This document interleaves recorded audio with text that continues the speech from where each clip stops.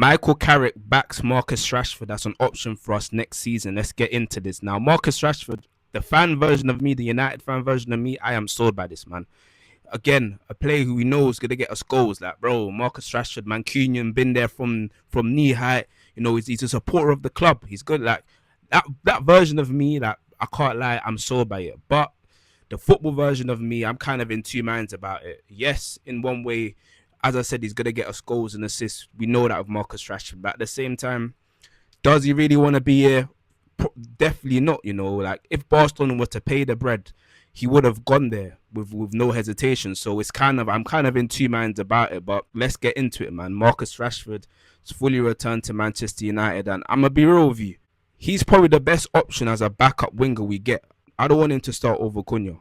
I feel like Cunha is deserving of that position. So as a backup winger coming off the bench, who's really better in the league that we can get right now? You know, Njai is probably going to cost a lot of money, and Rashford's just a player who's just going to get us goals. We know that. You know, he's shown that to us many times. Even last season, he got 14 goals, 14 assists for Barcelona. So he's a player who's going to get us goals, and getting in behind the defenders and that flanks, we know he's just got that burst of pace. He's just going to drive fast and he's going to be very hard to get the ball off him, and he's going to get into the final third and do something in it. And if we're being real with ourselves, that's somewhere we need improving on. Like in terms of our final third, we saw yesterday, yes, against Leeds is a friendly, but in terms of the finishing and just having that ruthlessness in the final third, we don't really have that. You know, I'm mad to my guy, but sometimes in the final third, he might offer to pass it out to another player.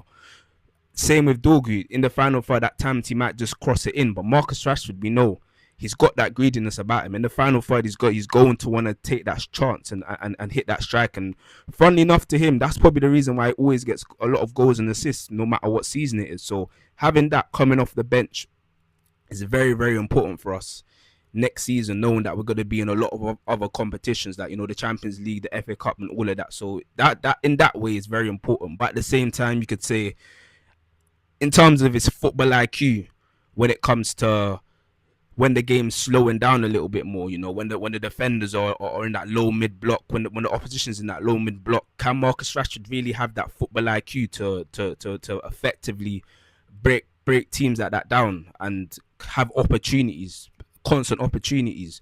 Not really, compared to other players. But again, that's why having him as a backup player coming on is very important for us, in my opinion. With his pace, he's got that level of skillfulness about him. You know, he's always waiting to strike the ball in. So having that is important for us, you know. And he's already shown, you know, in previous seasons, 2022 to 2023, how many goals did he get that season? He was scoring goals for fun. Like, he was taking, you know, the opposition defenders for a joke. Like, I remember that time when he got past Partey and he strike that chance bottom corner. Like, bro, Marcus Rashford, we know he's going to be effective in front of the goal. But obviously the main thing, the main concern people had in previous years was that level of consistency. Can he consistently do it? And, you know, at Barcelona, that's probably one of the reasons why they didn't want to sign him on a permanent deal. So having him coming off the bench, like, I'll be real, in terms, compared to the other wingers, is probably the best option we've got right now in the market. And yes, he didn't want to play for Manchester United. That's a concern, because obviously, if Barcelona were to pay the money effectively, he would have been there, like, without a shadow of a doubt. So, and INEOS were open to selling him. So the fact that, you know, he's here right now, it kind of seems like it's a thing for both parties to kind of just accept and just get on with. And obviously, it probably saves money for INEOS in terms of getting a winger, like maybe an Njai, who's going to cost a lot more money. But again, Marcus Rashford, as I mentioned, I know everyone says it, but again, he's a Mancunian, you know. Like, he's been at the club from knee high, so obviously he's going to have that incentive deep inside him, where it's like, yo, I want to perform well for this club, I want to win trophies. And obviously that might not be here right now, but I feel like in the next couple of weeks or the next couple of months, it's slowly gonna come back. Once that comes back, he could be a good option coming off the bench for us, you know. It was disappointing to see him leave like 18 months ago, and obviously the root cause of that, you know, was through Ruben Amorim getting rid of him, the worst manager we've ever had. But again, coming off the bench, that would be good for him in particular. Like, if we were gonna start him every single game, then I would have issues. Like I'll have problems because again, he's not gonna do that to consistent levels. He's gonna have times where he's gonna have a lackage when it comes to making the right decisions. When it comes to the passing and when it comes to maybe over dribbling at times. But again, that would be an issue if he was to always play in the left wing position. But coming up, but as long as he's used as a backup winger, like it should be fine. And let's be honest, man, we all rate Marcus Rashford, man. I'm not trying to hear it. All United fans, we all deep down we rate Marcus Rashford. Yes, it ended badly, but again, as I mentioned, that manager shall not be mentioned, man. And as long as we get a left back and another number six, I feel like that will be a decent transfer window for us. But obviously, if we don't get a left back and another six, then keeping Marcus Rashford and wanting to save that money doesn't make sense. I'll be ready to get onto INEOS because I don't really believe in that. I feel like them keeping Marcus Rashford, it makes sense a lot. It's a monetary thing. Like, let's be real, it makes sense to keep money for them. It makes sense to not spend that money on another winger who's going to cost a lot of money. So let's, as long as we get another left back and another six, this should be a good decision from Ineos to keep Marcus Rashford. And even in terms of the left back option, obviously we've been linked with MLS the past couple of days. MLS, as I mentioned, he's a player who I rate a lot.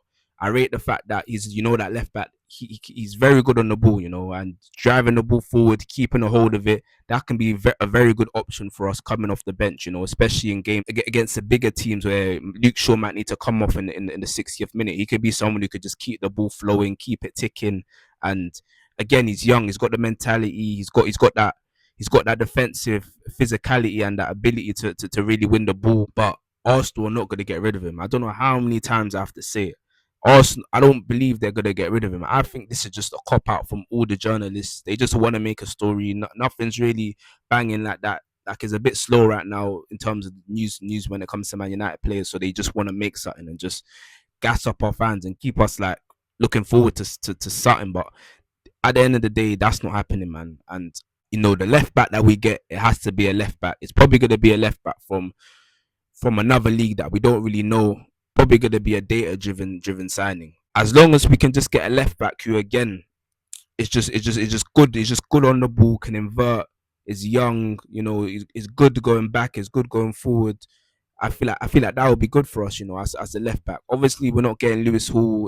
He's going to cost a lot of money. I don't think Newcastle are even on selling him. So getting a left back who, again, just meets them criteria, that could be an option for us. With Luke Shaw and his injury record. I mean, like last season, what he was getting praised for not getting injured, and as good as Luke Shaw is, like, this is not no Luke Shaw hate. I rate Luke Shaw a lot.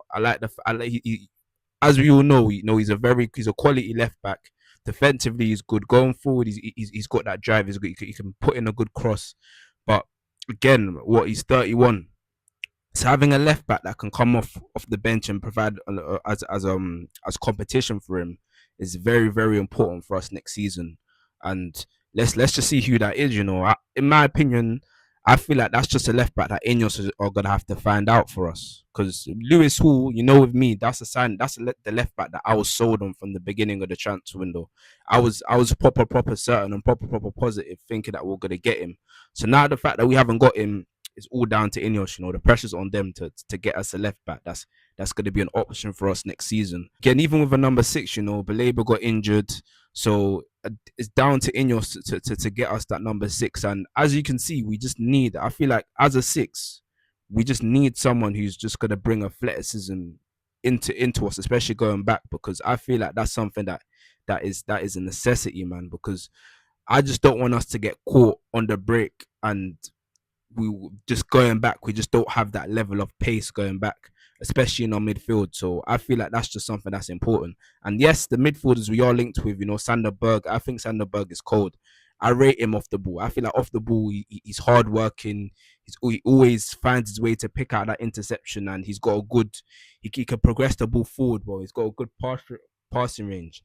And again, that's down to INEOS to find. Baleba would have been my option, I feel like. But obviously now that he's injured, I'm kind of open to anyone, man. But again, maybe this can be these two positions can be the signings like as we saw last season with us getting Lamens, it could be a signing that we're not necessarily familiar with, but it could just be fully bad data. Like as we've seen INEOS have mentioned many times, they're on that data driven signing thing. So it could be a data driven signing that we haven't seen, and let's just hope that they're good in it. But that's pretty much what I think when it comes to it.